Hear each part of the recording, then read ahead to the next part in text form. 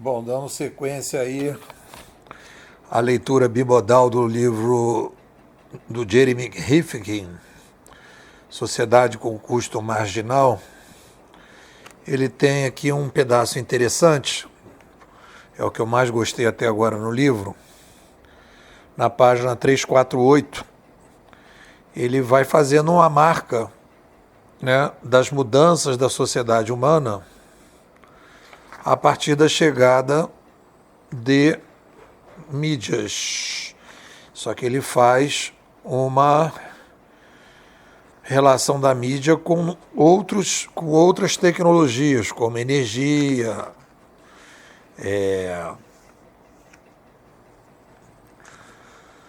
transporte e tal. E aí ele vai mostrando que ele poderia dividir a sociedade em mitológica, teológica. Depois ele vai falar de uma sociedade mitológica, teológica, depois ideológica e, por fim, ele vai falar numa sociedade psicológica e vai defender a ideia de que nós estamos criando a consciência biosférica, né?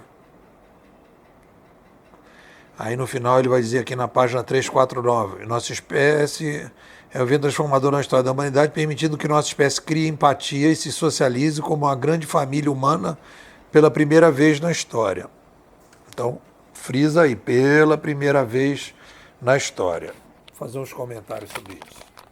Tem um conceito que eu tenho trabalhado bastante, é a ideia de que, primeiro eu tinha um pouco essa fantasia que o Rifkin está aí trabalhando, da sociedade uberizada, que tudo iria virar uberização.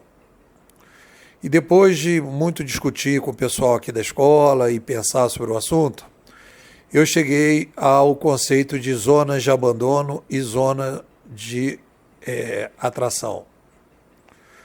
Então, o que acontece se a gente analisar a jornada do ser humano é que, número 1, a coisa mais importante para a espécie é a sobrevivência. Acho que o Rifkin tem o que eu chamo de fantasia das cigarras. Ele está em cima da árvore e começa a imaginar que o ser humano pode tudo, que seria uma coisa legal, né? Que existem coisas fora do mercado, mas o mercado é aquilo que nos permite sobreviver. Tudo é mercado, nada está fora do mercado. E aí, no momento que ele vai defender a ideia de que a gente tem mudanças na sociedade e essas mudanças vão abarcar toda a sociedade, como se nós todos pudéssemos, digamos, virar assim uma grande comunidade única, é fantasia total.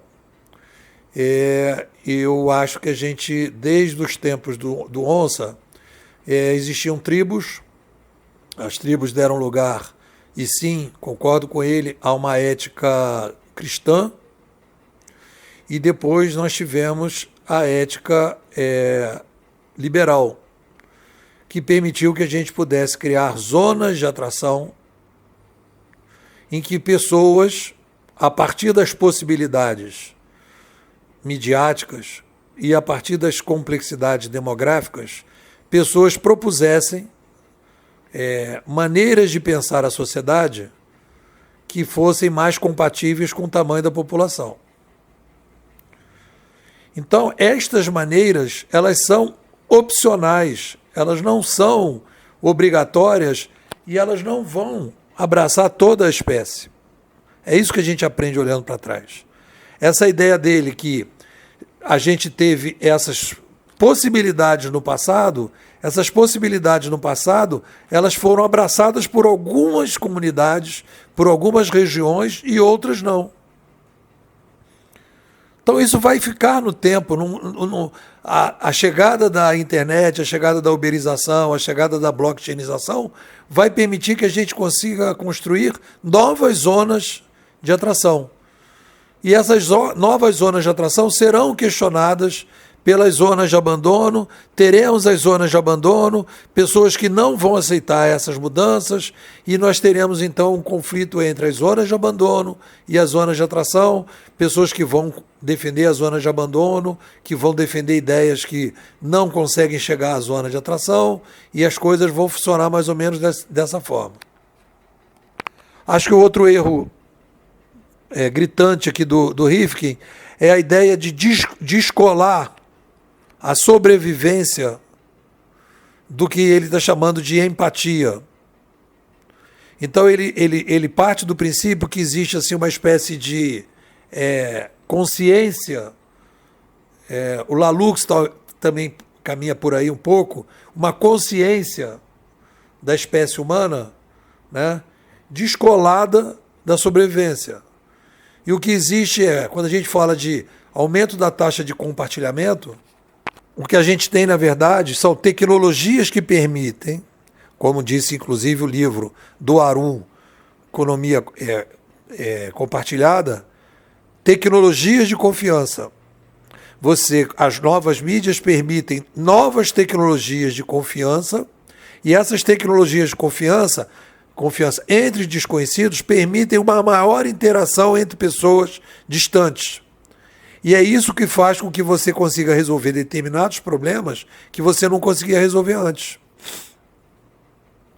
Então, o que acontece aqui no livro do Rifkin? O Rifkin parte do princípio, né, ele entra no jogo das cigarras, ele entra no jogo do Platão. Ele entra na ideia que nunca aconteceu antes, mas agora vai acontecer.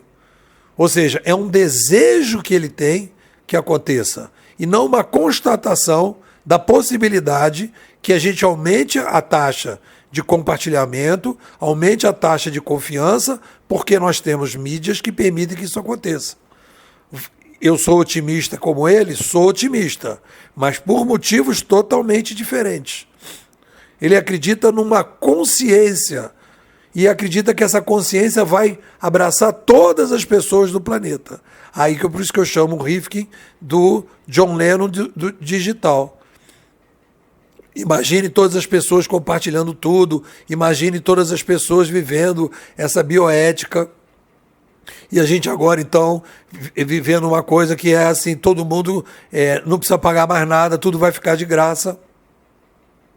E aí, então, a gente vai entrar numa nova sociedade, numa nova civilização. Ou seja, ele quer que isso aconteça, e ele pega determinados autores para fazer uma defesa de algo que não está no contexto. E aí ele vai questionar o sistema de livre mercado, dizer que agora a gente vai ter outro sistema de livre mercado, e aí começa com uma série de preconceitos sem se aprofundar na questão, que eu chamo de filosofia da cigarra. Ele não desce para a sobrevivência. Essa sobrevivência que aí ele questiona o Adam Smith, e eu volto com o Adam Smith, quer dizer, a benevolência do açougueiro ela é necessária para que ele possa sobreviver. Então ele é, como diz Ayn Rand, um egoísta saudável, que propõe trocas voluntárias. E o que o nosso Rifkin está propondo nesse livro Sociedade de Custo Marginal Zero é uma projeção da cabeça dele do que ele gostaria que o mundo fosse, baseado em nenhuma recorrência. A partir de agora, porque a gente tem a internet das coisas, porque a gente tem essas tecnologias todas que estão integrando a gente, e por causa de tudo isso a gente vai conseguir algo que nunca foi conseguido. E apesar de a gente não ter ainda nenhum território ocupado dessa direção que ele está falando. Quando ele fala que as coisas vão ser de graça, etc., as coisas são de graças, por um lado, como era na televisão, que você assiste o programa de televisão e tem um comercial. Né? Você recebe um livro de graça, mas você contrata o cara para dar palestra. Você tem o software livre de graça, mas você contrata o desenvolvedor para dar suporte para desenvolver determinada particularidade. É isso que é a nossa sociedade de custo marginal zero? Eu não vejo esse território ocupado. E acho que a defesa dele é uma defesa pouco consistente. Pouco por aí. O que vocês dizem? Bom, se você quer participar das leituras bimodais, me manda um zap. 21 99608-6422. Vou repetir. 21 99608-6422. Nipô, como é que eu faço para participar das leituras bimodais?